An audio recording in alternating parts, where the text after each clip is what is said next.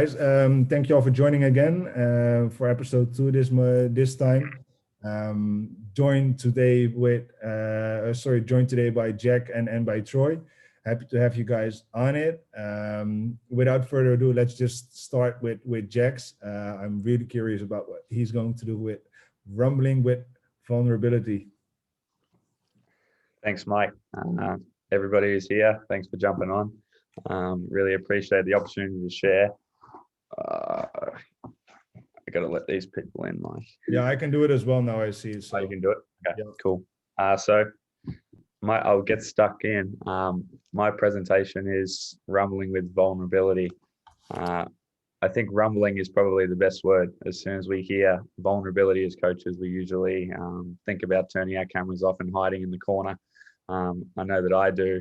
So it's been a really important one for me. And I think sometimes the things we present on and write about are the things that we need to get better at. So everything I talk about today is more as somebody who's trying to improve rather than an expert. So I'll do my best to share some stories along the way, and hopefully we can get some ideas going. So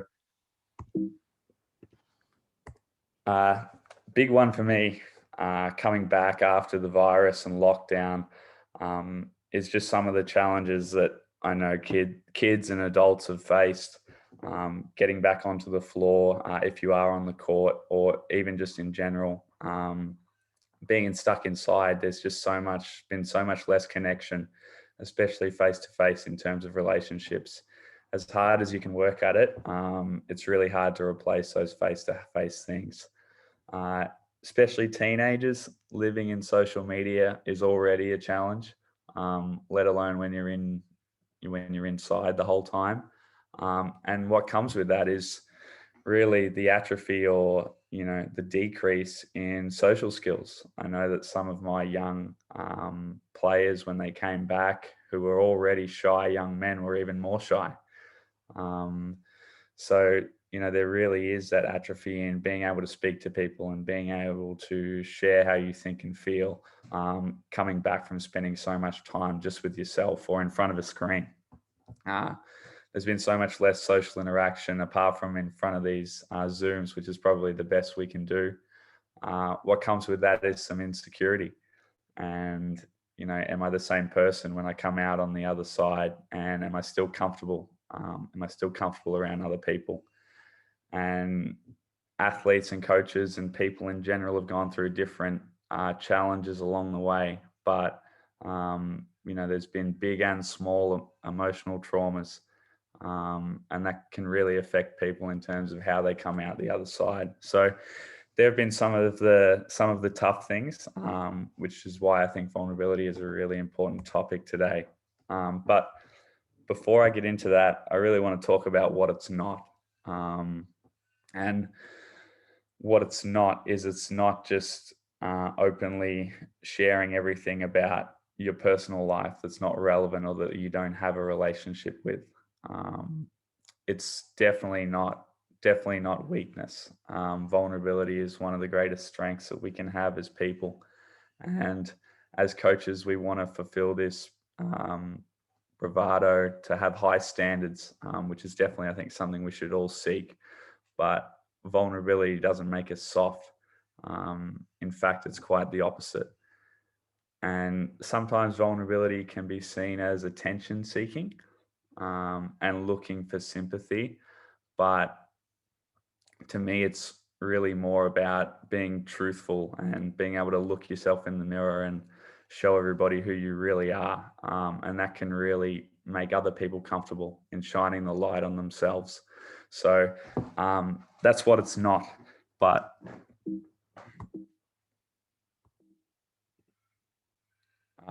this sort of ties into a Zoom I was on last week, and a few other people in this room were too, with Simon Turner, and about when we come back, like, we really needed to ask the question, why are people coming back? Why do people play sport? And that there's a study from the Aspen Institute that asked parents about why they wanted their athletes to come back, And I know I asked my players what were they most looking forward to, and it really ended up being in this sort of order. The first thing was that they were most looking forward to the people, the people that they can be around, and sharing those experiences together. And you know, the players on my team, the biggest thing was we want to have fun with the boys. We want to hang out together. We want to win and lose together. But the byproducts of those things, especially for parents, are that it helps with their mental health. And obviously, there's been some physical challenges being stuck in a room or being in lockdown. So it's going to help with their physical health. And with that comes social skills. And of course, people play sport to compete. When we get in games, when we get in practices, we want to win. And I'm fully aware of that. But I don't think it's number one on the totem pole. And according to those studies and according to a small sample size, it might be down the further end. And there's this photo there of Nathan Lyon, an Australian cricketer. And if you haven't seen it, even if you don't know what cricket is, there's a series called The Test on Amazon Prime about after Australia went through a ball tampering fiasco and the rebuild of Australian cricket. And there's just some beautiful moments of team meetings. The access is unbelievable. And there's a scene where they're at Gallipoli in Turkey, a World War I site where Australia lost a lot of lives. And Nathan Lyon just talks about how, to him, cricket is everything about mateship. And that's the top level against the best players in the world, that it's about shared experiences with your mates. So I think that we can never, at any level, whether it's youth, seniors, national teams, we can never forget that. That it starts with people first, and it's a cliche, but it couldn't be more true.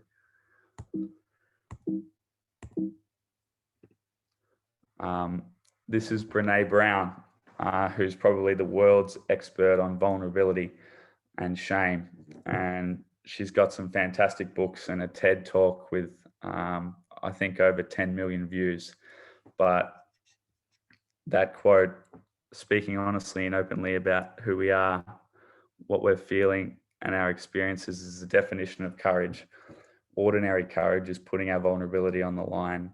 In today's world, that's pretty extraordinary. And this couldn't be more challenging, I think, but as coaches, we want to set the example. And if you get a chance to watch that TED talk, it's really moving. But that comes to the question, like, is vulnerability that important, or am I glorifying it? But according to Daniel Coyle and studies in the book The Culture Code, about the Navy SEALs, about the San Antonio Spurs, shared vulnerability or vulnerability loops is actually one of the 3 things that they found in highly effective groups. So not only is it important, it's critical, and noticed as part of success in every effective group. And that comes along with those other things, building safety and establishing a purpose, which I think are probably pretty obvious to most of us. But shared vulnerability is highlighted in that book as one of the most important things.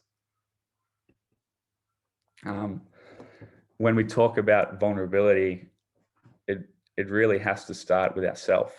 Like, if we can't look ourselves in the mirror and be truly honest, how can we expect others to be? How can we expect the people we lead to be vulnerable? And this comes from Brainstorm by Daniel Siegel, which is a book about the adolescent brain. And I've just adapted some of his questions to what we do with our coaching. How does how you were coached or parented impact your own coaching behaviors? Because what we do with coaching, how we start out, is we copy the people who are around us. What ways have you tried to be like your parents or past coaches? And on the opposite end of that, what ways have you tried to not be like your parents or past coaches?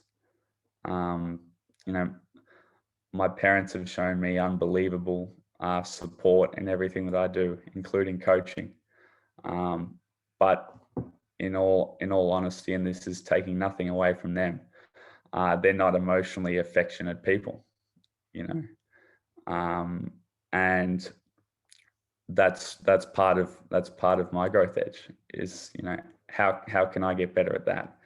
How can I get better at truly showing love and showing joy, and being who I truly am without being ashamed of it?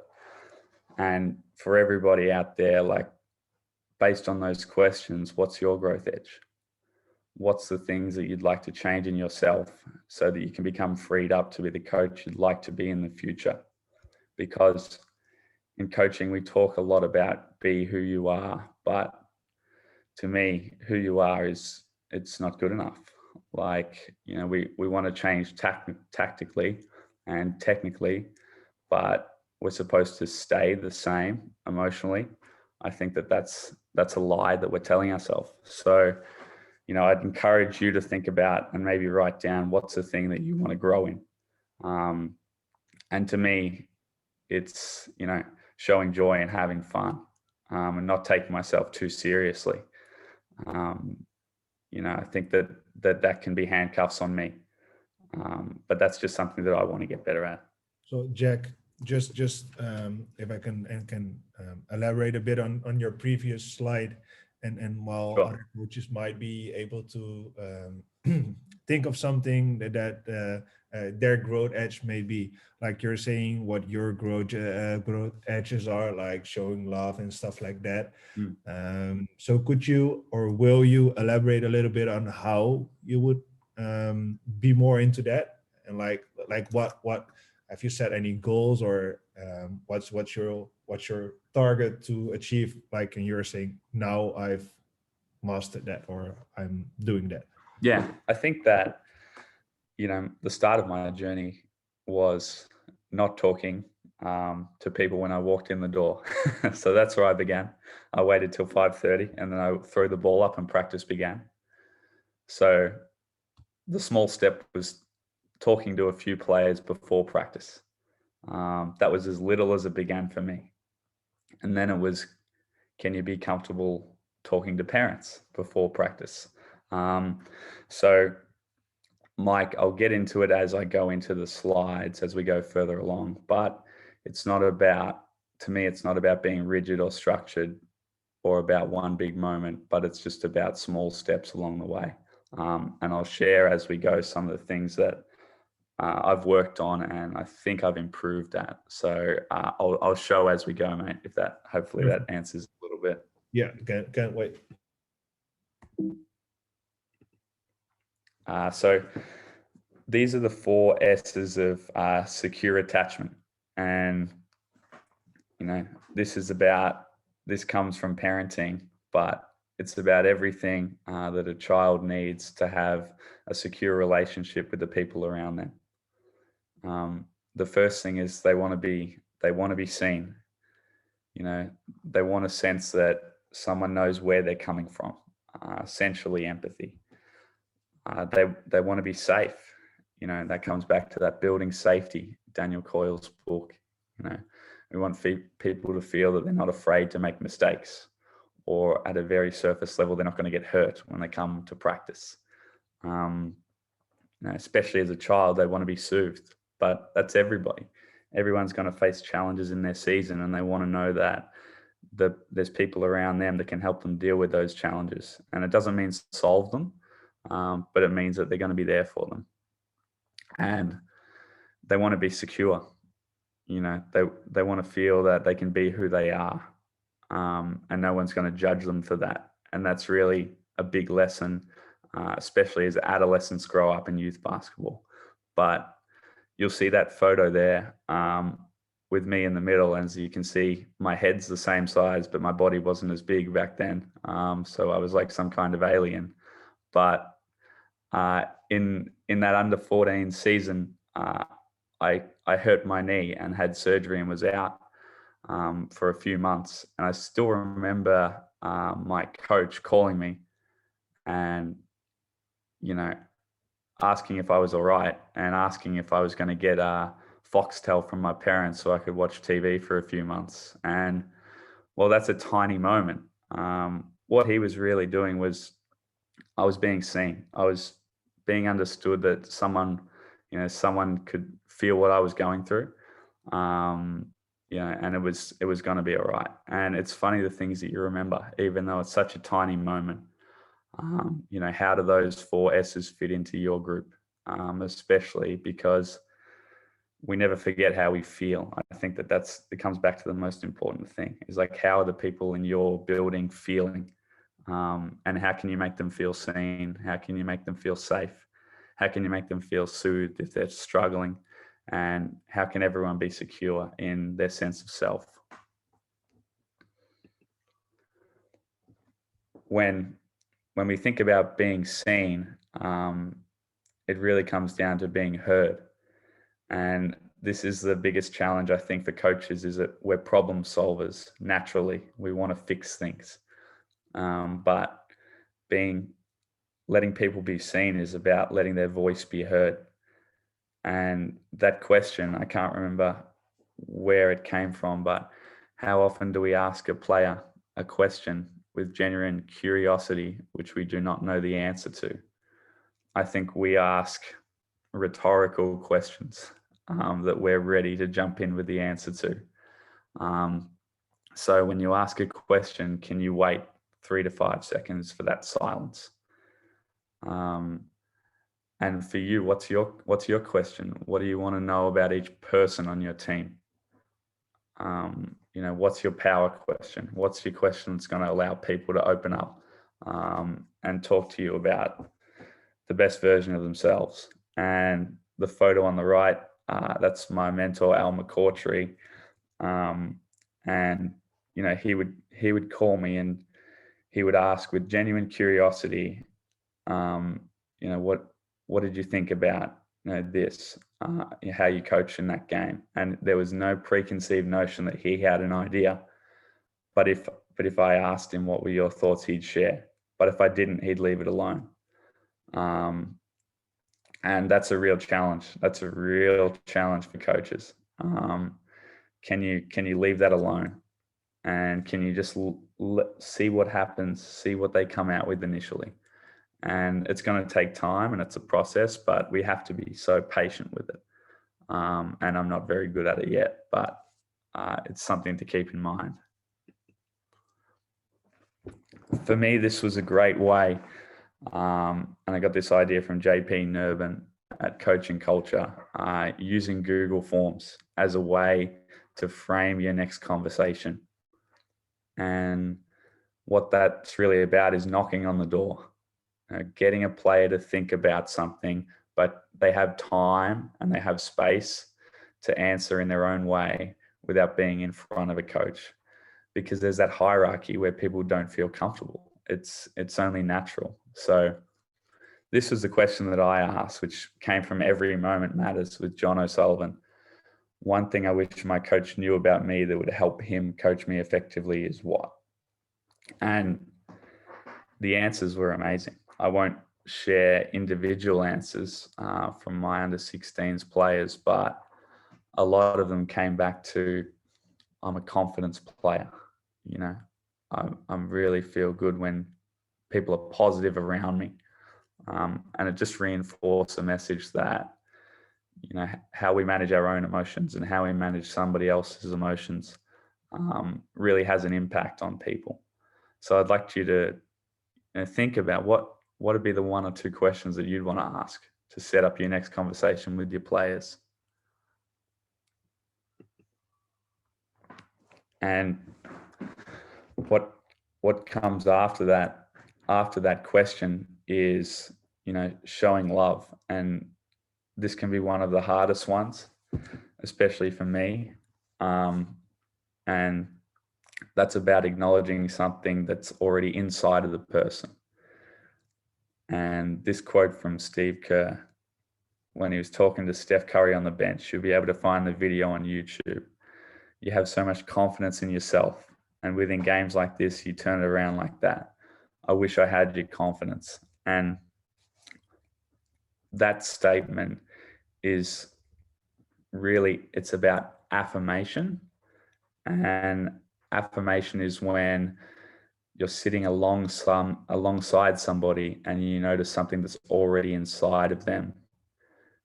What would be a little bit different would be praise. And praise, Stephen Roenick says, is like confetti. It's from above and it goes away pretty quickly. And praises can be, good job, Johnny. That's awesome, Billy. And it's not to say there's anything wrong with that, but in moments, can you connect with what's inside of the person? Nice pass, Billy, versus that took some vision to make that pass, Billy. And what Steve's doing is he's allowing Steph to take ownership of those statements. Whether he makes the next 6 shots or he misses, nobody can take that away from him. And it's about being proud for somebody than being proud of somebody. So how do you express love in your program? How do you show people that they've already got something inside of them? This is the big one. I screwed that up. David Cooper, the Navy SEAL, says they're the 4 most important words a leader can say. And he was part of the team that took down bin Laden, but he's really about picking those moments where everyone can learn together. We're about learning together, and that means a mistake from me is going to be the first thing that I admit. And there's opportunities in your video, there's opportunities in your practice where you want to be the one who admits first. Because if you're the one that goes last and you put the blame on others first, it can be really difficult for others to open up. So, how do you open up about your mistakes? And again, it's not about shitting on yourself. It's about just being honest about when you've made an error. But we're all gonna learn from that, and that really opens up that safety for others.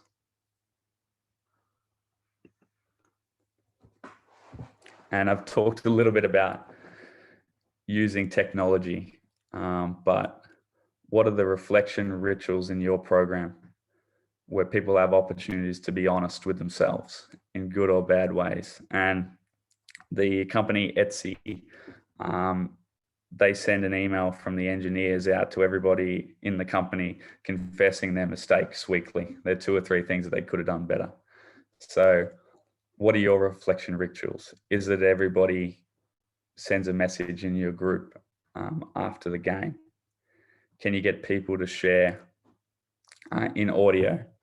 And I think that this is an interesting paradox. When it's about admitting mistakes, often we want the leader to go first, but when it's about a true reflection and something that can be positive, then we want to encourage the leader to go last, I think, because we don't want people to copy. And there's that natural hierarchy where people want to please those who are in a position above them. So this is just about listening. Can we get the players to reflect first? So it's a true reflection. And then we put in our bit at the end if needed. Rupture and repair. There's a Japanese tradition called Kintsugi. I have no idea whether I just said that correctly or not. But what it is about breaking pottery, and then when they repair it, they put it together with gold dust. And it's about, the fact that repair, you need to be proud of that. And that's a beautiful moment. And when they talk about relationships and marriages that have lasted the longer, it's not about no conflict, but it's about, do those couples have repair rituals? Do they have moments where they say, I'm sorry, I screwed up, will you forgive me? And can we celebrate that? So communication is about repair, because you're not going to get it right all the time.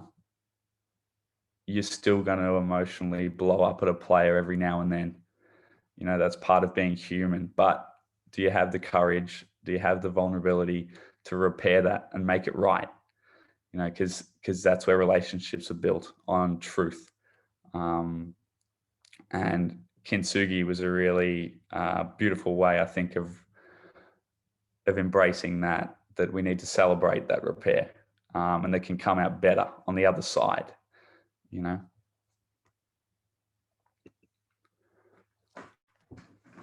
Connect before you correct. I think we all might have heard that in different ways along the way, but we often, as coaches, we're thinking about the left brain. Can we solve the problem?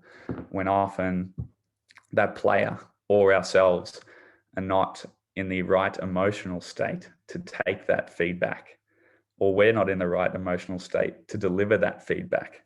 So can we regulate ourselves, or can we help regulate that other person? And then can we relate to them? Can we validate their experience?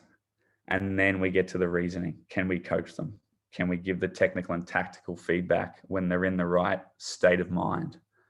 And I'll never forget this. I'm under 16s and we're in the third quarter, and it's a close game and it's stressful, and our coach has been blowing up and he calls a timeout. His face is bright red, and we walk into the timeout. We're all a bit on edge, and he pulls out these Mentos and he puts about 6 in his mouth and goes, "Fuck, I love Mentos." And we all just burst out laughing.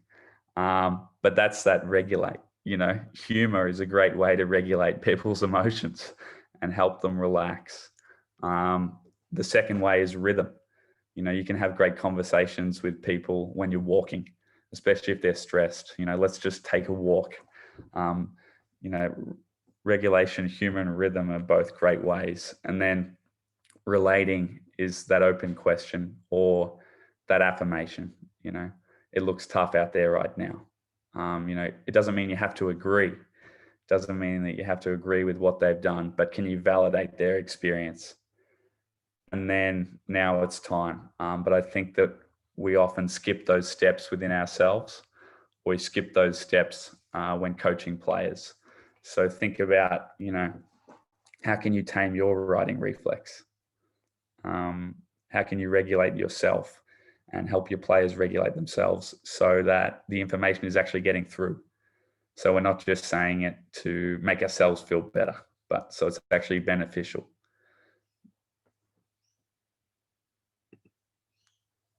And I'm almost at the end here, but joy is one of the most vulnerable human emotions, because we often feel like if we don't celebrate joy, then nobody can take it away from us. But it's really one of the best parts. And often I forget to enjoy myself and have fun, and that reflects out on the team around me. How do you celebrate the small stuff in your program? Spotlighting is just a simple way of, giving your athletes or your players opportunities to notice something great about somebody else. How can you help your players put the spotlight on others? I'm sure everybody's heard about gratitude in some way or another, but it just starts with simple questions. We went into a 5-day lockdown and we had a Zoom call with my group, and the simple question was, what are you looking forward to most about the lockdown? Because there was so much negativity in the media, so much negativity around the schools. And it's such a simple way. What are you looking forward to most? Well, we're going to get more sleep. We're going to eat better food at home, and those simple things change the brain state just by noticing what's good in the world. And it couldn't be more challenging right now. So we just want to try and set the example. And the final one is choosing fun just because it's fun. And this photo on the right is my under 16 boys 2 years ago. They trained their mums on Mother's Day, and you can see a few headbands and training singlets in there. And I knew that this wasn't going to do anything to help us with the game on Friday. Well, maybe not, but it was so important. And Mum's texted me, at the end of the season saying that was the best thing that I've ever done or been a part of with a group. And giving that opportunity to young people and to just have fun with it, not be afraid to have fun, is something simple. And in the blog I wrote, there's a video of South Bay Lakers playing Frisbee. And again, same thing, just for the only reason that it's fun, because that's going to help your team along the way. And embracing inefficiency. And there's so much in the world about being productive right now. And how can we save a minute here and a minute there? But relationships are not efficient. One-on-one conversations are not efficient. Popovich going to dinner or with every player there's nothing efficient about that. But like Daniel Coyle said, building habits of group vulnerability is like building a muscle. It takes time, repetition, and the willingness to feel pain in order to achieve gains. What I didn't want this to be was about one activity that was one vulnerable activity for the season and then you're done. It's about those small moments. Can you chip away every single day at? Can you have a 5-minute conversation with 3 people once a week for the whole season? It's about embracing those inefficient moments. Can you write a note to a parent when they're struggling with their kid? There's nothing efficient about that, but those are the things that make the most difference. And Popovich, I think, is the best example of that I could find. That's my last slide, Mike. I just wanted to say thanks to everybody who was on the call, and I hope that gave you some ideas or some thoughts about vulnerability. And if you have any takeaways, please hit me up. My contact details are down there. I'll leave them for a bit. Oh, thanks, Jack. And I think a really great one. Like I see a lot of people in here that were also on the call with Simon Turner. I even see Alan is on it, who was organizing the call with Simon Turner. Let's just open up the mics for a quick 5-minute questionnaire if any of them have questions. So I already see that. Jorrit, you can unmute yourself if you want to. Yeah, just a short question. I already forgot the name of the cricket documentary. So can you repeat it for me, please? Yeah, sure. The cricket documentary was called The Test, and it's on Amazon Prime. Okay, thank you. No problem.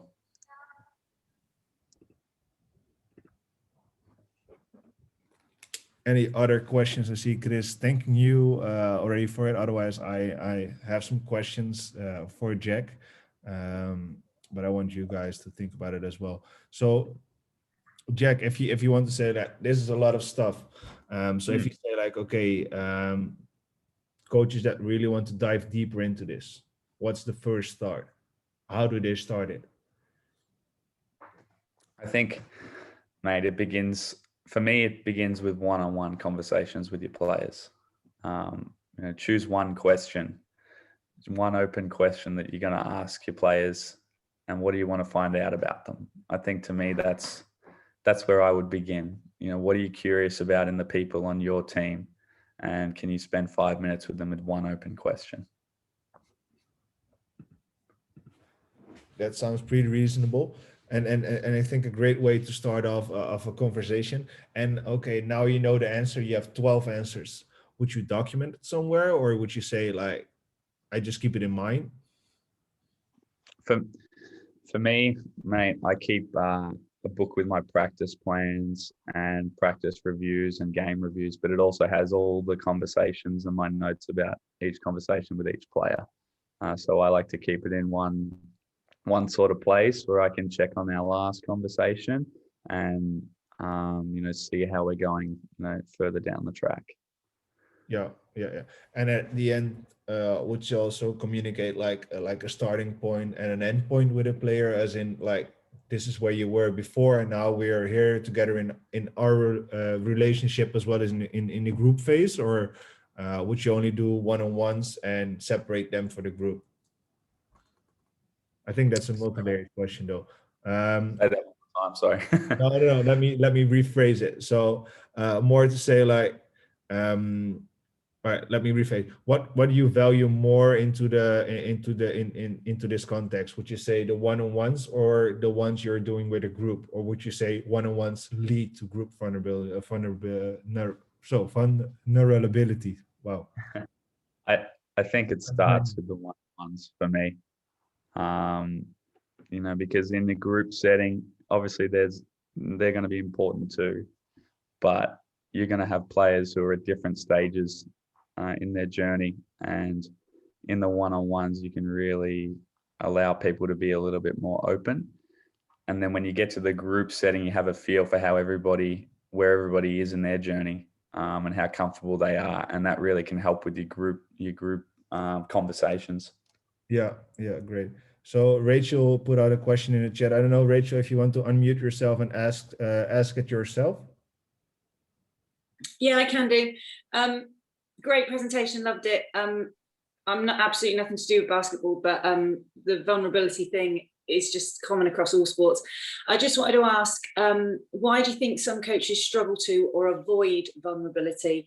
Is it just a lack of awareness? Because you've just shared how important it is, and the great progress that you can make from using it. So why do you think some coaches are afraid of it or don't use it? It's a great question, Rachel. I think that we're afraid of the truth. I think that, you know, we're afraid to see where we truly are, and people armor that in all parts of their life. But when you truly can look at yourself in the mirror and be honest, to me, that's totally freeing, but it doesn't mean that it's easy. And there's that hierarchical part of coaching where you are seen to be the leader that's above everybody, and you have to present this tough image where you don't make mistakes and you don't get everything right. And I think that people live into that. I think that's the best I've got.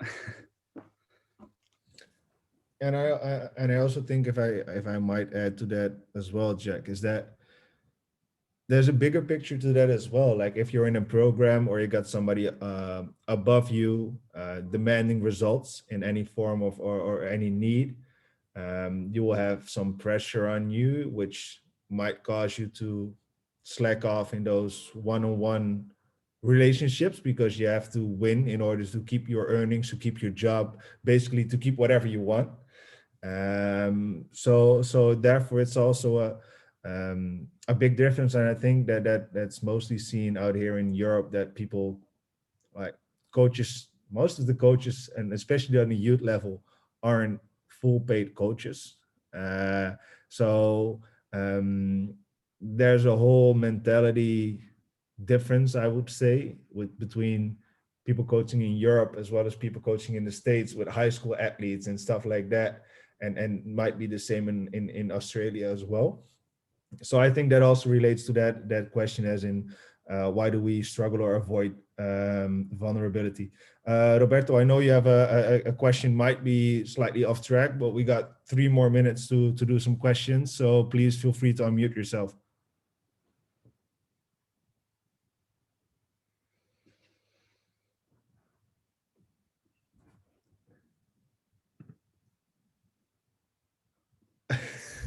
I can just answer it, mate, if you want. Yeah, you know, how do you approach a guy with social issue or a learning disability? I think you have to assess and be curious to find out where they truly are. Everyone's at different points, you know, and you just need to take the easiest, smallest step for them, which is not going to be the same for everybody, but I wouldn't approach it any differently. But you would just, to me, you got to be super curious about what their limitations or challenges are, just like anybody else. Yeah, and I see Jorrit has one.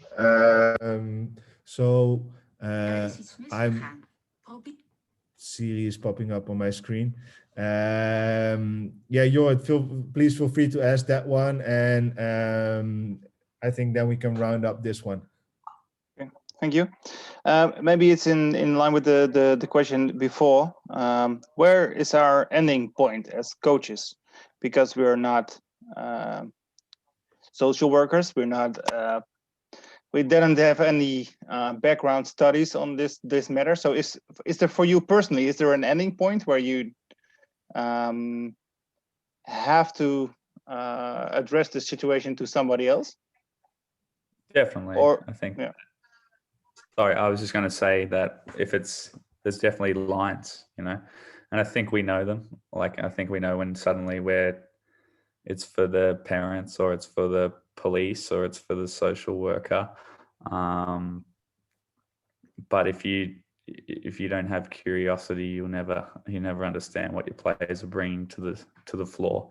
And I'm not saying that you should overstep those boundaries, but I think just be curious. Yeah, I think that's a great answer as well. So I was just like, I got some text messages from coaches that are sending me their questions on like the one thing I wish my coach knew about me that would help him coach me effectively is, and like other phrases on it. I even got a whole document on my WhatsApp right now from other coaches. So no, I love it. I think all in all, Jack, a great presentation about this topic, because I think it's still highly like underestimated within the coaching community itself, or within coaching itself. So I genuinely want to thank you for this one.